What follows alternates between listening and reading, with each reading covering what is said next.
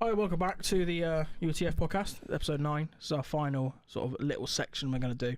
And it's just on Wrestlemania. That was last Sunday, the big WWE event, which is sort of the pinnacle of the wrestling calendar. We don't really talk about wrestling. We've never done that before. But we both watched it. We both watched it. We both liked it. Why not? Why not? So it's going to be quite quick, but we're going to just breeze through a couple of the results and see what we think. So obviously, probably the biggest superstar in terms of sporting superstar was Ronda Rousey on the night. Ronda Rousey teamed with Kurt Angle to face up against Triple H and Stephanie McMahon in a tag team match. There's been a bit of bad blood there. What did you make of that game, of that match? I really enjoyed it. I thought it was actually probably one of the best fights of the night. I don't think a lot of people expected much from Ronda on if debut, obviously, but I think she sold everything quite well. She actually showed a bit of wrestling as well, like genuine WWE moves, like Hurricane she did on Triple H. So I thought she really sold it, and I thought she can be a massive superstar in WWE. To be honest, yeah, I think it was probably seen on the schedule as more of a throwaway match, one that's a bit more fun, a bit more entertaining. But it was really entertaining. It was really good, and like you said, Ronda Rousey was impressive, and also just it's always good to see a superstar come in and make an impact. And when you have Triple H up in the corner being boxed by Ronda Rousey, it's really entertaining. I think that was really good. Yeah, I just think she's definitely going to be a superstar there. I think if she continues that and builds up, she's going to be... It's only a matter of time before she heads off to try and take the championship. Yeah, she's going to be a main attraction. If she can continue to improve and keep that up, she's going to be a big one. Speaking of the Women's Championship, we had one change hands on the night. Nia Jax took the title from Alexa Bliss. I'm happy with that. Yeah, I mean, it was always going to happen. WWE isn't going to be seen to be supporting bullying, is she? Are they? And that's what Alexa Bliss's character was. But also, if they were going to fight in real life, Nia Jax would win anyway. She is 3 times the size of Alexa Bliss. Yeah, and the strength alone when she's holding her right above her head. Like, so and so you can tell with that. So that was good. And obviously on Monday Night Raw, she debuted with Amber Moon as well against Alexa Bliss and Mickie James. So that was good to see. Mm-hmm. The other title didn't change hands, which was Asuka against Charlotte. Charlotte's champion. Asuka is undefeated in over 900 days. Never lost. That was a bit of a shock. Yeah. She lost. But it made sense after Monday Night Raw or SmackDown when Kamala cashed in, because obviously if Asuka's going to lose a undefeated record, it's better to lose in a good fight at WrestleMania than it is Money in the Bank next day. Tuesday night SmackDown, Carmella cashed in her Money in the Bank after Charlotte had been ambushed by 2 NXT youngsters called... I can't remember the names. Something. But they're NXT, they're new, I'll learn them, but at the moment, she was pretty much unconscious. So I think that's why they did. I think that's why Charlotte won, because obviously then it's better. And Asuka can now go after the title with Carmella. That's Carmella, yeah. So I think that's how that worked. Another big fight we were both looking forward to, but we were disappointed in, was John Cena against The Undertaker. Especially you love The Undertaker. Yeah, The Undertaker's my favourite wrestler of all time. And it came back and it was about a 5-minute fight of just Undertaker beating John Cena. It did seem like an awful lot of hype for something that really just was quite disappointing. Undertaker was knackered after about 2 minutes. He did look tired. He looked better than he did last year when he fought against Roman Reigns, but it was still over far too quick. It very much seemed rushed. Unless it's building for next year, then. Well, I presume it's going to build, maybe not even for next year, maybe for another pay-per-view a couple of months down the line. Maybe there's going to be some kind of thing, but we don't know if Undertaker's back properly or if it was just a one-time thing. It just, for me, there's been a lot of talk in the last month about will Undertaker make it back, and then to come back out of retirement after a year and just be one and done. All right, that was really quick, nice, short and sweet. See you later. It's not Undertaker for me. It's not the same. I think it's going to be another fight there at some point. Another title change stands for the night. Braun Strowman against the Bar of Cesaro and Sheamus. You had to find a partner, so you decided to pick a 10-year-old out of the crowd. And they won. It's an interesting tactic. We were talking at the time. We thought, if you're going to pick a 10-year-old kid out of the crowd, there's no way you're going to win, because the storyline, it's not going to work. And somehow, Braun Strowman, who's a giant, he's a beast of a man, took on Cesaro and Sheamus and won titles. So him and a 10-year-old kid called Nicholas were tag team champions. The youngest ever tag team champion. But then on Monday Night Raw, they did give up their titles. Because Nicholas is in the fourth grade. Still in fourth grade. But Braun Strowman did vow that they would win them back when he graduates. Yeah, which is in a few years' time, but it was an interesting one. It was interesting, but it seems a shame because Braun Strowman's such a talented athlete, and it's it's almost a waste of his talents. It's almost they've almost gone, what can we do with him? I think he will have his bigger moments in future. I think it was a good because I mean he earned that spot against the Bar by beating all the other tag teams by himself, and the whole point was he wanted to fight them alone, and they said no, you can't. You have to have a partner. So it's a shame. I mean they're building him up as this great big like the behemoth, but then they kind of throw in these silly little storylines which derail it. But we guess we'll see in the next few months see what happens with him. Another title changed hands was the Intercontinental Championship, which was a triple threat: Seth Rollins, Finn Balor, and the champion, The Miz. That was a really good fight, actually. That was the first one. I mean, no, I tuned in. It was on the under thing, wasn't it? Undercard type thing. No, it was the first one. Yeah, I tuned in for the last one on the undercard, which was the Women's Andre the Giant Memorial.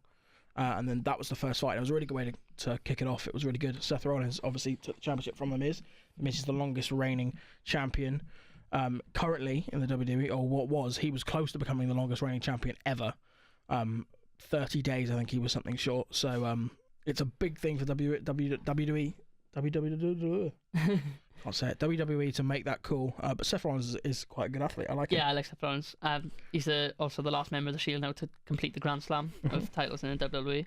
And also, on that storyline, Jeff Hardy made his return on Monday Night Raw. He did, yeah. To make it a six-man tag match with him. He's on Rollins and Balor's team against Miz and Mizraj. And that's interesting at the moment because Matt Hardy is with Bray Wyatt, which is a strange one, but which means that Jeff Hardy might potentially be a singles competitor, which is really exciting because he is a great competitor. Yeah. And it's a shame it's been pigeonholed as a bit of as a tag team man for so long. I think he's even better on his own. I know that's been. Yeah. For me anyway, I prefer him on his own. He's always been one of my favourite fighters. So. We just really quickly will go for the other ones. Jinder Mahal. Jinder Mahal took the United States Championship from Randy Orton, who only just run it from Bobby Roode, who was also in the 44-way with. Rusev, of course, Rusev. Yeah. I think that was a bit more of a controversial one. People aren't the biggest fans of Jinder Mahal. One of the other big fights that I enjoyed was Daniel Bryan making his return with Shane McMahon against Sami Zayn and Kevin Owens. That was really good fight to watch. Good to see him back. Great to see him back. It's a shame really that he's just come back and then you see someone with a similar situation like Paige having to retire through injury, only 25 years old. He's taking his positions. As the GM of SmackDown, which is quite good. But I did like watching Shane McMahon fight actually because I love watching him fight when he does his, especially when he does coast to coast and stuff like that. He was good, and he was injured as well, wasn't he? So it was even more entertaining. The other championship we haven't mentioned before we get to the two big ones is the other tag team one, which was the New Day versus the Usos versus the Bludgeon Brothers, yeah. And the Bludgeon's legend. Harper and Rowan are quite destructive, and they just dismantled the Usos and the New Day. So they could hold the belts for a long time. They look like quite a threatening side. I mean, they're both giants. Huge, They're both massive, really strong. And they're quite athletic as well, to be fair to them. They both have the former. It's good to see them come out of their shell as well because they were obviously they're obviously just part of the Wyatt family, and now they've gone off and become their own thing. It's good. Another title as well, obviously Styles Nakamura. Styles defended the two big ones with WWE Championship. Styles defended it against Nakamura, which probably should have been the main event because they're both probably the best wrestlers in the world. And it was a better fight than Reigns, the actual main event. What's interesting about that is Shinsuke Nakamura turned heel at the end, which he continued to do so on Saturday. Tuesday SmackDown. He come out and assaulted AJ Styles again when he was fighting Daniel Bryan. Interrupted that match. Interesting to see the way they take that now because he's been someone who has been such a superstar and such a fan favourite for so long to turn heel. It's interesting what they've done with that, but yeah. We'll see where it goes. The biggest main event, which was Lesnar against Reigns.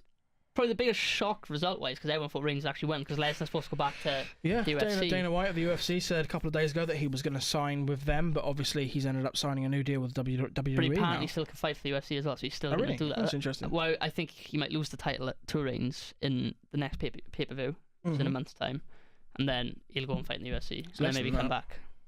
So I think that's what will happen. It was a poor fight. All that happened was F5. Suplex. Reigns was covered in blood. F5 suplex, Superman punch, spear. Reigns covered in blood. F5 suplex. It's strange because WWE There's no wrestling moves in that at all. Roman Reigns is WWE's new John Cena. It was very much expected that he would win, especially with Lesnar likely to leave, but it's bizarre that they kept him. Maybe they're saving it for next month, because obviously in late April they've got the greatest ever Royal Rumble, which is in Saudi Arabia, and then following that next month they have Backlash. At the greatest Royal Rumble they are having a steel cage match between Reigns and Lesnar for that championship, as well as the tag team championships will be competed for there again. The bar against tournament that's ongoing in the moment. Yeah, but I just think, well, even the crowd are chanting, "This is awful," and boring, because literally all it was those 4 moves over and over again, and it was crap. There's no wrestling in it. That's why. But also as well, Brock Lesnar is someone who people seem to think is quite disingenuine with. But he doesn't ever look interested. I mean, Paul Heyman's all talking for him. He doesn't really say much. And then Roman Reigns is someone who the fans have been revolting against for a long time. WWE are pushing him to be their next poster child, and they're not keen on it, the fans. I don't understand why. I do feel sorry for Roman Reigns. When you have someone like AJ Styles who's got such a good personality, and Shinsuke Nakamura is so popular, it just made perfect sense for that to be the main event. But it is what it is. Didn't happen. And then the other things, people come back. Bobby Lashley came out Monday Night Raw. Big surprise.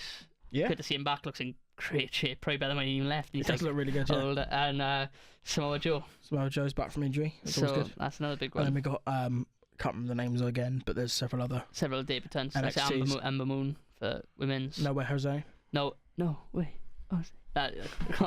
His lasted literally about 30 seconds, his first fight, but he won. That's what you'd expect, isn't it? Really, from these NXT, they just get him on, get him a win, get him off, move on. Obviously, see what happens with them going forward.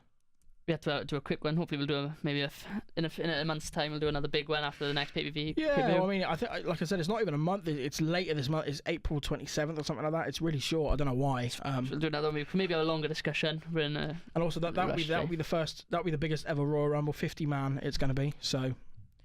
Interesting. Yeah. So yeah, look forward to it. I think that's it. We've covered everything. You want to sign us off? Yeah. Right, thank you for listening to our first ever WWE. I'll interrupt you. I know you don't like it, but I'll interrupt you. So we got all these 6 episodes. Let us know how you like the new system, whether it's better or worse. We think it's quite interesting, and it'll be a good way to go. Shorter videos means shorter time for you to watch. Yeah. So it's better for you. You can also pick the shorts. What you want to listen to. If you don't want to listen to golf, don't listen to golf. You can choose. You've got 6 options. Watch all 6 if you want, or please, for us. Yeah, that'd be nice. But yeah, but watch what you want to watch. Hopefully you enjoy it. Let us know what you think in the comment section down below, or tweet us on Twitter at UTF_podcast. That's it, I think. Like, subscribe, and we'll see you next week.